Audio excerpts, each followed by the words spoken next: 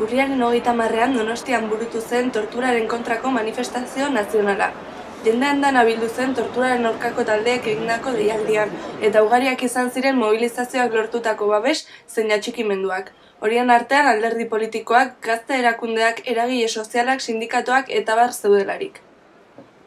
Honen adibide, urriaren 27ean Egiako epaitegiaren aurrean mobilizazio honi babesa emateko egindako prentsaurrekoa, Donostiako eragile askoren babesa jaso zuena. Urriko aste horretan, bazen gertakari bat torturaren gaia komunikabideen lehentasunetan kokatu zuena.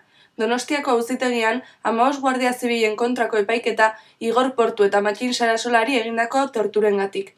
Me lancé hacia él, caímos los dos al suelo, él cayó boca abajo, yo caí sobre él, y acto seguido cayó un compañero. Bueno, pues a partir de ahí, pues una violencia un poco desmesurada por parte suya hacia nosotros. Él lo que quería era seguir huyendo, escapar de allí. Las lesiones más importantes que hemos visto no son compatibles con la versión de los guardias civiles. Con lo que se obtiene de sus declaraciones, por lo menos de las que se nos pasa a nosotros, no. Epaitegi horren inguruan astean zehar errepikatu egin ziren elkartasun keinu ezberdinak, eta horregatik ere, Tatek urriaren 30 hartu zuen bere aldarrikapenak kalera ateratzeko. Epaiketa 29ean bukatu eta sententziaren esperoan gelditu zen. Ez da, ordea, azkenaldian torturaren eta inkomunikazioaldiaren kontra gure hirian oihartzuna izan duen ekimen bakarra. Atzera begiratzen badugu, azken hilabeteetan oldarraldi errepresiboa handia bizi izan du gure herriak, eta horri lotuta Donostian ere pairatu egin ditugu honen ondoriorik gordinenak.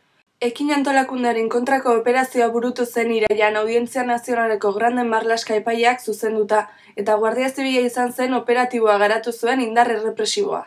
Operazio honetan, 9 euskal herritar izan ziren atxilotuak, eta horien artean 2 donostiar, Ugaitz Elizaran eta Urko Aierbe. Atxiloketa hauekin batera, Guardia Zibilak hainbat etxe eta lokaleren miatu zituen, horien artean Egia auzoko gazte lokala, Intxaurrondoko Zulozar elkartea. 5 egun inkomunikatuta igaro ondoren, atxilotuak guztiak izan ziren espetxeratuak eta handik egun gutxira zirrara sortzeko moduko tortura testigantzak ailegatu zitzaizkigun eskuartera.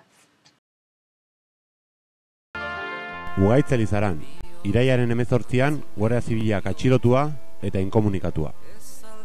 Behin Madrilen zela, gela ilun batean eduki dute denbora luzez. Eta bertatik ateratzen zutenean, beti izan du antifaza jarria. Psikologikoki jasan duen jazarpena oso gogorra izan da. Poltsa buruan jarri diote arnasarik gabe utziz. Denbora gutxian poltsa sesio asko jasan behar izan ditu. Ez da gogoratzen zenbat aldiz egin dioten poltsa, baina adierazi du gau batean gutxienez 20 aldiz egin diotela.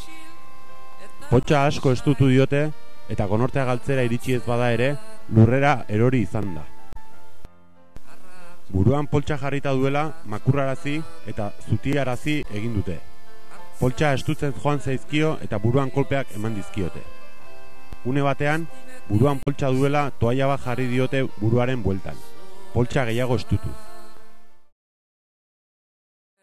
Urko Aierbe, detenido e incomunicado por la Guardia Civil el 18 de septiembre. Una vez en Madrid lo han tenido en una habitación oscura, poniéndole un antifaz cada vez que lo sacaban de allí. Le han obligado a permanecer en posturas forzadas y le han propinado varios golpes. Le han puesto la bolsa en la cabeza en 2 ocasiones. Tamalez ez dira hauek azkenaldian donostiar baten eskutik jaso ditugun testigantza bakarrak. Irailaren 29an eta Guardia Zibilak beste behin ere Xabier Atristain donostiarra atxilotu zuen beste 2 euskal herritarrekin batera.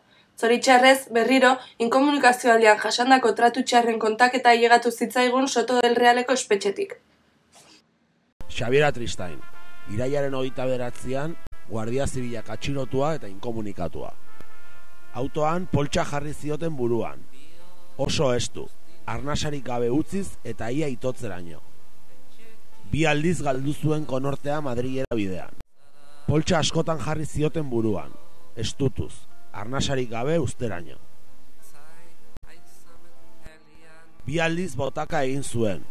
Ez zuen ezer botatzeko eta bilisa botatzen zuen. Goma espumarekin biltzen zuten. Izerditan blai zegoela buruan poltsan jartzen zioten. Ondoren, urotza botatzen zioten gorputzean sekulako kontrastea eraginez. bi aldiz takikardiak eman zion eta medikamentua eman zioten, lasaigarriak edo antzeko zerbait. Hala ere, azken une arte jarraitu zuten tortura sesioekin. Ordea, tortura kasuen inguruan prentsaren bidez albiste on bat ere jaso genuen Atristainen atxiloketaren egun berdinean.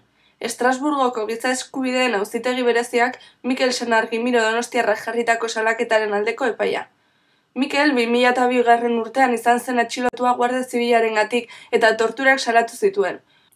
Oraingoan eta 8 urte beranduago bada ere, Estatu Espainiarra kondenatua izan da tortura salaketa hauek ez ikertzeagatik. Azkenaldian emandako kasu hauen aurrean erantzun beharra zegoela argi edukita Ezker Abertzalea erantzun planteamendu bat lantzen hasi zen.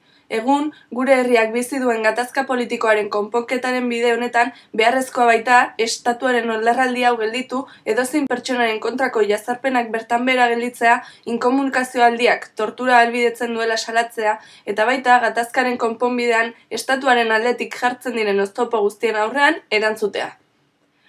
Honen harira, urriaren batean mobilizazioa aurkeztu egin zuten udaletxean azken atxilotu hauen senitartekoek, eta gogora ekarri nahi izan zuten duela hilabete batzuk, otsailean, udaletxearen giza eskubideen batzordeak onartutako idatzia zeinetan Nazio Batuetako kontalari bereziaren 72 eta 73 gomendioak aintzat hartzea eskatzen zitzaion Espainiar estatuari. Bitartean Donostiako Ezker Abertzalea, Aralar, Alternatiba eta Eusko Alkartasunaren artean eraso hauen inguruko irakurketa amankomun bat egitea lortu egin zen. Hauek dira irakurketa horren hainbat pasarte.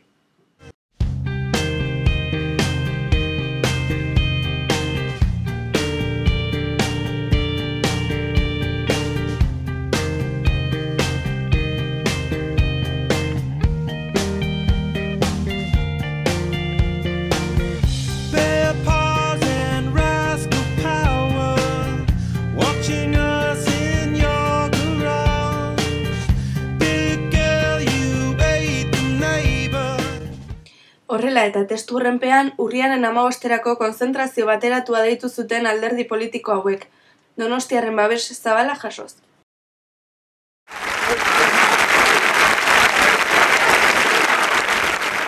Argia da gai honen inguruan azkenaldi honetan egindako lanketak pauso bat utziko duela. Beste pauso bat gehiago eman da torturaren erabilpenaren salaketa egiteko, eta aurrerantzean ere landu beharko da, bidea ez da erraza izango, baina hala ere, jakin behar da emandako urrats guztien balorazioa egiten. Zentzu honetan ziur gaude emandako urrats hauek eta aurrerantzean eman beharrekoek baldintzatuko dutela estatuaren jarrerak gai honetan ere.